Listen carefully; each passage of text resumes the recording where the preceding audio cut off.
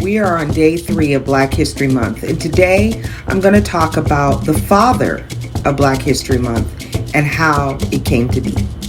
So it's the summer of 1915 in Chicago, and an alumni of the University of Chicago named Carter G. Woodson, him and some of his friends are traveling to Washington, D.C. for the 15th anniversary celebration of the Emancipation, which is being sponsored by the state of Illinois.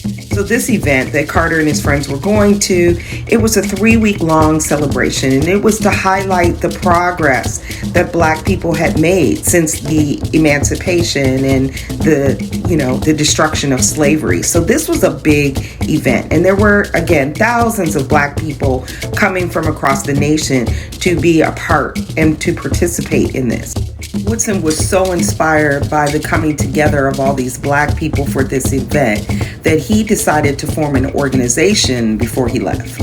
So this organization that he was in his mind, he was thinking about, was to promote the scientific study of Black life and its history.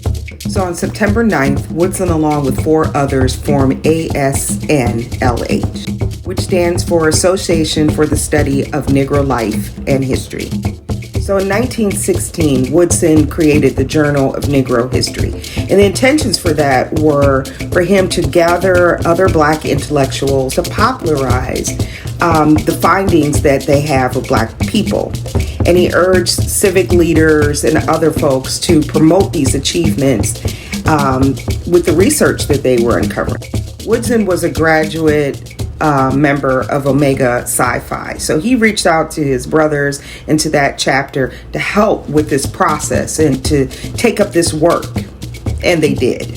So 1924 comes around. They've been working on all this, gathering this information, and they created in 1924 Negro History and Literature Week, which then became renamed to Negro Achievement Week. Now, this new outreach, it was making significant impacts, and it's what Woodson wanted. But Woodson wanted more. He wanted a stronger impact. Woodson was passionate. That's what we have to remember. He was passionate. He once told an audience at the Hampton Institute, he told these students, and I quote, "We are going back to that beautiful history, and it's going to inspire us to greater achievements." I love that quote. I love that he said that. And this transcends into our time now. And we should keep that thought in our mind. So with this passion that he has, this fire that he has to rally Black people together to write our history. So he decided that the ASNLH was going to shoulder this responsibility. So in February of 1926, Woodson sent out a press release, and he basically announced Negro History Week. Yes, this man did it. He was like, we're getting the word out, and we're having a week of this.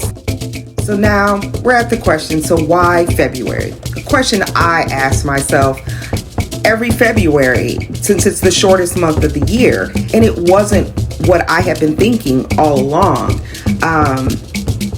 Woodson chose February for reasons of tradition and reform because it encompasses the birthdays of 2 people that symbolized freedom to him, which was Abraham Lincoln and Frederick Douglass.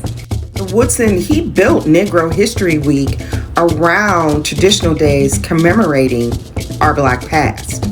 The 1960s, as we all know, had a dramatic impact on the study and celebration of Black history. And before the decade was over, Negro History Week was well on its way to becoming Black History Month. So just a side note, in the 1940s in West Virginia, which is the state that Dr. Woodson, I'll call him doctor now because he did have a doctorate, but he spoke in this state quite frequently.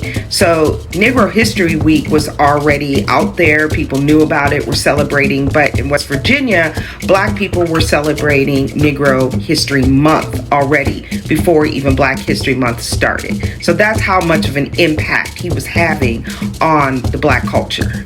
The first official observance came in February of 1976 by President Gerald Ford.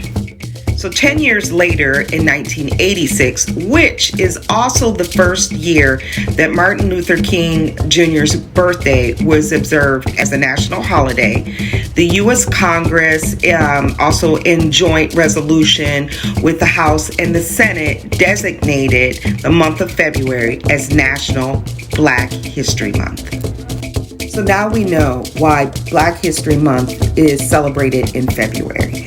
And my message is, let's honor Dr. Woodson and all those who paved the way for us to know about our past.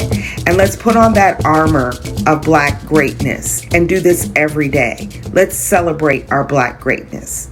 Stay woke.